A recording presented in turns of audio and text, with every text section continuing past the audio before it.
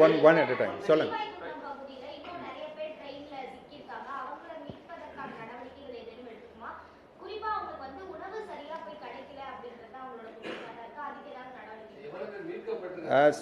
Srivaikuntam police station பொறுத்தவரையில் நேற்று மத்தியானம் வரை மழை. நான் சொன்னேன் ஸ்ரீவைகுண்டம் பக்கத்தில் தான் திருச்செந்தூர் இருக்குது. திருச்செந்தூரில் இன்றைக்கு காலையில் எடுத்த ரீடிங்கில் மிக கன மழை பதிவு ஆயிருக்கு, 23 சென்டிமீட்டர் மழை. ஸோ நேற்று தினம் முயற்சி பண்ண பிறகு கூட அங்கே ஹெலிகாப்டர் போக முடியல. ஆனால் இன்றைக்கு காலையில் 5 மணி நேற்று நைட்டு நாங்கள் அனைவரும் DGP, home secretary, public secretary உள்ளிட்ட அனைவரும் கேட்ட சாயந்தரம் நேற்று ஈவினிங் அனைத்து அலுவலர்கள் கூட மாண்புமிகு முதலமைச்சர் மீட்டிங் கண்டக்ட் பண்ணாங்க. அந்த மீட்டிங்கில் அவங்க இன்ஸ்ட்ரக்ஷன்ஸ் படி நம்ம நைட்டில் ஏர்ஃபோர்ஸும் நேவியும் அவங்களோட பேசி அவங்க ஒத்துழைப்பு எங்களுக்கு கிடைச்சிருக்கு. ஸோ அது காலையில் இன்றைக்கு காலையில் 5:45 மணிக்கு ஃபர்ஸ்ட் ஹெலிகாப்டர் டேக் ஆஃப் ஆயிடுச்சு. அது மூலமாக அவங்களுக்கு காலையில் 10 மணிக்கு நம்ம சாப்பாடு சப்ளை பண்ணியிருக்கோம்.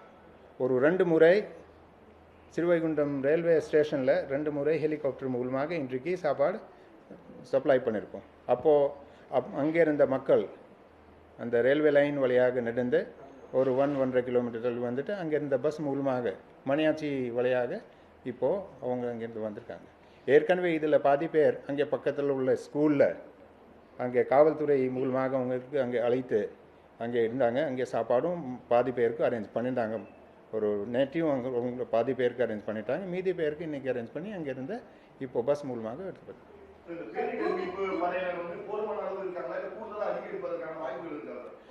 இப்போ போதையான அளவுக்கு நம்ம ஆட்கள் இருக்கிறாங்க. படகுகள் கூட அதை இருந்தது. ஏன்னா தூத்துக்குடி நகரத்தில் இருந்த படகுகளை எடுக்க முடியல. பல ரோட் சாலைகளில் தண்ணீர் இருந்தது. அப்புறம் அந்த மீனவர் நண்பர்கள் பொறுத்தவரையில் அவங்களுக்கும் அவங்க பகுதியும் அஃபெக்ட் ஆயிடுச்சு. ஸோ அதனால் பக்கத்தில் உள்ள கன்னியாகுமரி மாவட்டம், திருநெல்வேலி மாவட்டம், அப்புறம் வடக்கு தூத்துக்குடியுடைய வடக்கு பகுதிக்காக, தூத்துக்குடி மாநகரத்துடைய வடக்கு பகுதிக்காக ராமநாதபுரம் மாவட்டத்தில் படகுகளை அரேஞ்ச் பண்ணி இப்போ ஒரு 323 படகுகள்.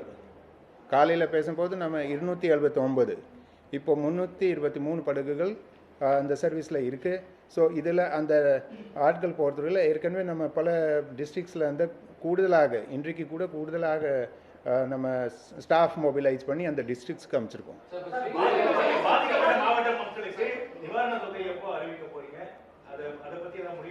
இப்போ பொறுத்தவரையில் எங்கள் ஒரு இம்பார்ட்டண்ட் எங்கள் டாஸ்க், ஒரு முக்கியமான பணி நாங்கள் செய்ய வேண்டியது அனைத்து கிராமங்களுக்கு ரீச் ஆகணும்.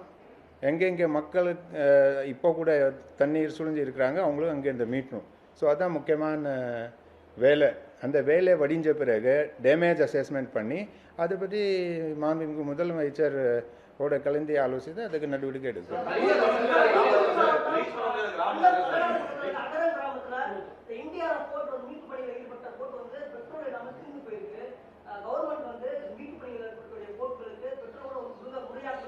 அப்படி சரி இல்லை, அந்த மாதிரி சொல்கிறது அது தவறு. எந்த படகுகள் இருந்தாலும் சரி, அல்லது மற்ற நம்ம இப்போது நிறைய ஈவன் ப்ரைவேட் ஹாஸ்பிட்டல்ஸ், அப்புறம் அந்த கனெக்டிவிட்டிக்காக அந்த டவர்ஸ், இதுக்கு கூட நம்ம டீசல் சப்ளை பண்ணிகிட்ருக்கோம். ஸோ இந்த படகுகளுக்கு ஃபியூல் ஒன்றும் இஷ்யூ இல்லை. நம்ம எங்கே சில சமயத்தில் நம்ம அந்த வண்டி போக முடியலன்னா நம்ம போட் மூலமாக போய் சப்ளை பண்ணுறோம். ஸோ இதை தெரியல, நீங்கள் எங்கேருந்து உங்களுக்கு இந்த தகவல் வந்தது? அப்படி இல்லை.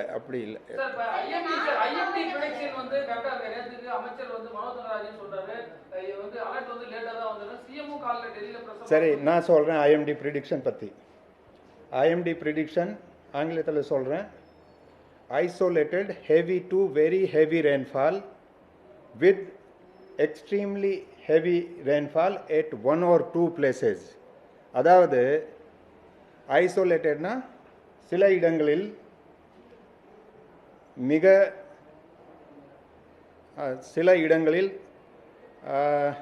என்ன சொல்றது, கன முதல் மிக கனமழை பெய்யும், ஒரு இரு இடங்களில் அதிமிக கனமழை பெய்யும். இதுதான் ஃபோர்காஸ்ட்.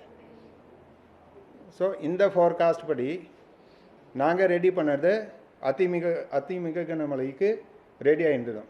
இந்த மாதிரி இப்போ மழை பெஞ்சிருக்கேன். நான் சொல்லியிருக்கேன், காயல்பட்டினம் பகுதியில் ஒரு 2 நாளில் ஆயிடுச்சு சுமார் 115 சென்டிமீட்டர் மழை.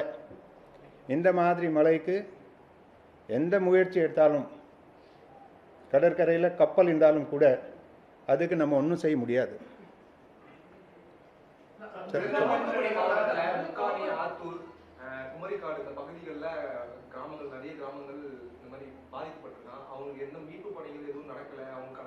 கன்னியாகுமரி மாவட்டம் போகிறதுல இந்த மாதிரி எங்கேயும் ஒன்றும் இஷ்யூ இல்லை.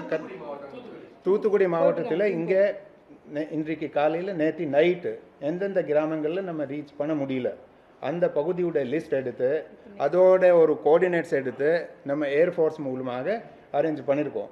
ஆனால் இன்றைக்கு என்ன ஆயிடுச்சுன்னா, ஒரு 4-4:30 மணிக்கு மேலே அங்கே மறுபடி அந்த கொஞ்சம் ஒரு இந்த மேகு மூட்டமாக இருந்தது. அதனால் ஹெலிகாப்டர் சேவை ஒரு 4 மணிக்கு மேலே அதை லிஃப்ட் எடுக்க முடியல.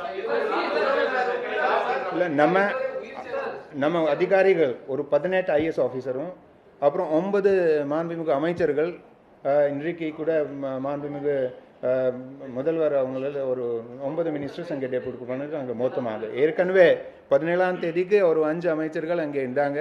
கூடுதலாக 4 அமைச்சர்களை டெபுட் பண்ணி இந்த 9 மாண்புமிகு அமைச்சர்களுடைய தலைமையில் அந்தந்த பகுதியில் ஒரு 18 IS ஆஃபீஸர் அண்ட் நிறைய பணியாளர்கள் நம்ம டெபுட் பண்ணி அது மூலமாக நம்ம அனைத்து பகுதியில் ரீச் ஆகணும். நம்ம அதிகாரிகள் இங்கே மட்டும் ஒரு ஆஃபீஸில் உட்காந்துட்டு மானிட்டர் பண்ணும், அது மட்டும் இல்லை.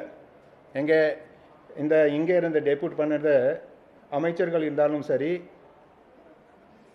IS ஆஃபீஸர்ஸ் இருந்தாலும் சரி, அவங்க கள்ளத்தில் மக்களோட எப்படியும் ரீச் ஆகணும் அந்த முயற்சியில் இருக்கிறாங்க. பல கிராமங்களுக்கு அவங்க ரீச் ஆகிருக்காங்க படகு மூலமாக. சில கிராமங்களுக்கு நம்ம படகு மூலமாக ரீச் பண்ண முடியலன்னா அவங்களுக்கு ஹெலிகாப்டர் மூலமாக நம்ம இப்போ கூட நம்ம நைட்டில் ஹெலிகாப்டர் வரலன்னா கூட நைட்டில் எப்படியும் அவங்க சாயந்தரக்குள்ளே சாப்பாடு சப்ளை பண்ணணும், அது முயற்சியில் இருக்கிறாங்க.